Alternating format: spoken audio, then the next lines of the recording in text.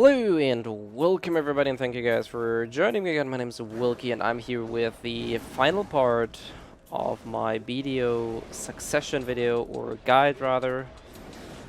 And we're going to be taking a look at how far I've gotten within the playtime on this character. I will elaborate a few things here and there, what I did, where I grinded, and why I did certain choices, and what I think about other things. Most notably, why the hell I'm in Fados trying to get to 60. There's a very quick or easy answer for that, if you will. Basically, a lot of people told me in the guild, in the chat, you see it pretty much everywhere whenever you play BDO these days, that questing is a way to go to level now. So I was curious, like in the past, quests for BDO were really only then necessary when they gave you certain items, or you got perks you wouldn't get otherwise. Other than that, it never really was a thing up until now. So not only did they introduce combat XP through questing, but also they introduced a new item, and I will show you that after this pack. So just what's with this barracks? There you go. So, which is called the Chenga Tome, or the Shirakan Tome of Wisdom, Chenga for short. And that one also increases the combat XP you get by 30%. So usually quests give you 1%, with this tome you get 1.3%. This is the way how I leveled from 58 to 59 and roughly 92-ish%. I did grind the rest here for pretty much exactly 45 minutes. This is my yield so far. You can see that I used the daily scroll for that.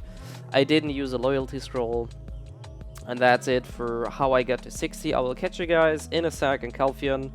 We'll do a quick rundown. I'll introduce you to the grinding spots, what I did, and what the continuation, or rather, this is going to be the final part of the casual progression project, but I will be going for another video or two where I'm going to be going for the suppressed gear, so keep an eye out for that. And I will catch you guys in town. So, welcome back after a little stroll. I'm back in Calphion, and we're going to be taking a quick rundown of what our current progress looks like, how long we took, and everything just all together. So, starting off with playtime. We have 1 day, 3 hours and 31 minutes. As I said, with AFK walking here and there, so really just casually playing. I never rush things. More often than not, I usually AFK traveled rather than walked myself. So this is really a casually laid back stroll I did there, and we roughly have 27 hours of playtime. I'm currently level 60, so this is a very comfortable spot. You got all of your skills and a bunch of other things. Gear wise, this is what I have been using since the last video pretty much. The only thing I bought was this one from the marketplace, but this is 5 AP. If you use the free one you get from grinding in Media, you actually can get better stats than I have. Same goes for armor. I found this one. This one is a quest reward. This one is a quest reward. This one is a quest reward. That one dropped for me. But AP wise, it's no different than the Azula Crimson Eye Ring. So again, there isn't really any difference. And I still use the Trent Spirit's Whispering. So there's a lot of room for improvement.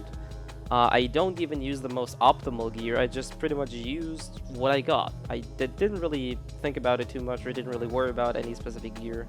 This is really just what I found, and I started using it. Black Abyssal Short Sword, Black Abyssal Weapon. This is probably the most important thing as a new player to get, because it will boost your AP quite a lot. Accuracy is absolute dog poo on this weapon, but accuracy is not really an issue until you're sort of more into the game. So, Dim Magical, similar to the Sealed Magical Armor, and the +10 Awakening Weapon is there after you finish the Awakening quest. So really, I don't use any specific gear. I didn't use any of my silver or anything so far. Neither did I use any pearl items other than what we get. So pets, as you can see, I have a tier 2 Cuckoo. That is mainly because of the attendance reward reset. So right now the rookie one is another event Cuckoo. Unfortunately, you cannot have 2 Cuckoos out at the same time, so you will combine them. I only got a tier 2 one, but meh. It is better than having a tier 1 and a tier 1 idling around. And yeah, as I said, other than that, this is what the styles look like. I did not really worry about contribution, energy, or anything like this. The only thing I may have deviated a little bit from is I got the Chenga Shuriken Tome of Wisdom. Now, to get this one, you have to do a quest line. I highly suggest reading a guide on how to do it, why to do it, and if you should be doing it. I'm not going to be dabbling on this, because a lot of people told me that questing is a way to go. Personally, there's only one reason, and one reason only for me to ever to tell somebody to quest or level through questing, and that is it definitely is faster than grinding. However, you're not gonna get silver, you're not gonna get skill points, you're not gonna get any items whatsoever. So essentially, if you level your character with quests, you're gonna have a 61 at best character with no skill points and no gear. If you just want to have the character to a certain level, maybe to his family or for whatever reason, then that's perfectly fine. If you plan on longevity for the character and actually want to make something out of it, I personally, this is a personal note though, I cannot really recommend doing that. I can only see that done for characters you don't really care about, you just want to get them to level 60 or something for some family fame boost, and that's totally fine with that. But as a character you may want to PvP even with later on, I don't recommend doing this. And yes, I'll go over quickly what else I did. As you can see here on screen, this is where I grinded after 56. I did a run at Bashim's because I wasn't sure what kind of gear score I would need there, so I tried that one out and that worked perfectly fine. So I went there till 57 and around about I think 80% is where I stopped. Then I tried Nagas because a lot of people recommended going Nagas for me. The downside of Nagas is that you do have the darkness, or rather the desert debuffs, which is hypothermia. So generally, basically you just get debuffs. It's a different debuff during the day than during the night, but generally all they do is the same. You lose HP, which usually isn't a problem. It can be an issue if you travel a lot and you don't have mobs to recover HP with. So keep that in mind. And the contest on Nagas is a lot bigger than it was on Bashim's for me. In Bashim's, I only saw like 2 people. Nagas, during the 2 hours I grinded there, I didn't grind for long, I saw like 6 people stroll by. So keep that in mind, that Nagas definitely has higher competition rate, but it is also a better spot than Bashim's. And this is pretty much all I did until 58 and 30%. This is where I stopped grinding Nagas because the maintenance came, and afterwards I decided to do the questing level progress. So I started doing the Chenga Tome quest. That took me around about an hour to get the quest done, with the guide that is. And then I just started questing. And for the questing part, I also used a guide. You can pretty much Google it or check it out. Essentially, I started doing quests in Calphion to get to level 59. And then I went the route to Star's End into Kama Sylvia quests to 59 and 92%. This is when I stopped. And then I started grinding at Fades, which is where you saw me initially grinding in this video, which pretty much is how this whole guide, it's not really a guide, but this whole thing came together. And I really did not want to bother looking for 6 quests running all the way through Kama Sylvia, so I was just like, let's grind a little bit. Turned out I had to grind 45 minutes, so it wasn't just a quick grind, but it wasn't really that long. And honestly, walking around Kama Sylvia, these huge ass, like long distance walks, probably wouldn't have been faster either. So this is what I got with, and this is where we are currently at. As you can see, I got 140 silver, it's a reasonable amount. And this is pretty much where I'd like to end a big casual progression project on a note. As you can see, 27 hours. I think this is perfectly reasonable for somebody who's just checking out the game.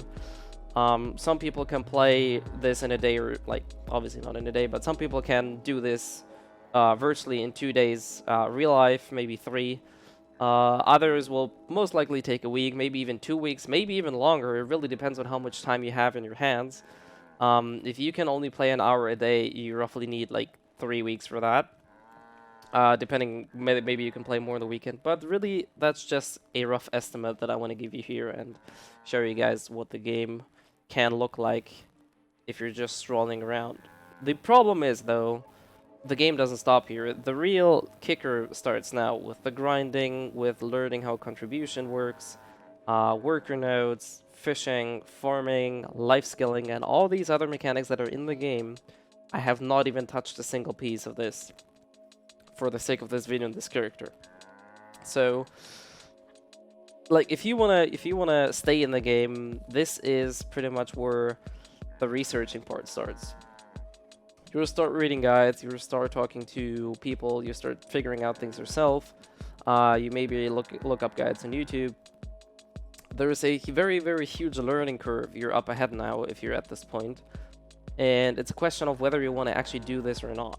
You can come by with just grinding, but you're never going to be high competitive. You're never going to be progressing at best speeds or optimal speeds. And the other thing I want to give you guys on the way is that if you plan on playing the game sorta competitively, I'm not talking like really high-end competitiveness, but if you actually want to compete, at least in like low-level node wars, there's a lot of grinding and there is a potential need for you to use the cash shop. You can come by without it, but you will be severely hampered. The first thing that starts off, you need an outfit, a permanent one. The second thing is mates are definitely useful. Third off, if you want to grind as best as you can, better pets are a necessity. The better the pets, the more money you get. So essentially, the better or the more efficient your grind is going to be. And you can, as I said, you can see that I have 4 right now and I will get a 5th one. But ultimately, tier 1 pets will fall short in certain places. So there's that. Then you have the thing with the camp. And you can see where this is going. There's a whole plethora of things, quality of life, some people call it. I call it what it is. It does give you a benefit. It does give you a benefit. It doesn't automatically make you win the game, like in other games where you literally just swipe and buy gear from the cash shop. But it will facilitate your grind, your speed, your progress, your quality of life. Everything in the game will be much easier if you use the cash shop, which can be a good thing, can also be a bad thing. The problem I have with that is that a lot of people don't seem to get the difference between, like, the fact is that BDO's pay to win should not be debated. The question is just how much of a pay to win is it, and does it affect you? But generally, just keep in mind that if you want to play this competitively, you will not be able to dodge the cash up, just as a quick heads up. As far as res goes, I masked a pretty good amount of stuff from the challenges here. There's suppressed gear, which is essentially full tri-boss gear. So there's a whole lot of things that I haven't even touched yet. And this is the final video, which doesn't really have anything to do with the current progression video I make. But ultimately, I will try to get the suppressed gear, see what the gear looks like. Then I will also blow out everything out of my Black Spirit safe to see how much money we can get from there. And then I'll do a rundown how things are looking, and I will give you a look out of what my future personally with the game is going to be. Anyways, this is it for my casual progress project. So thank you everybody for tuning in during the streams when I recorded it or kind of made the progress. As I said, if you have any questions, especially as a newcomer, feel free to let me know, and I will gladly provide any answer you may need in the comments below. Other than that, I will catch you guys most likely on stream or on future videos, so keep an eye out for that, and I will catch you guys whenever I'm live or you're watching a video. And the other thing is, stay safe.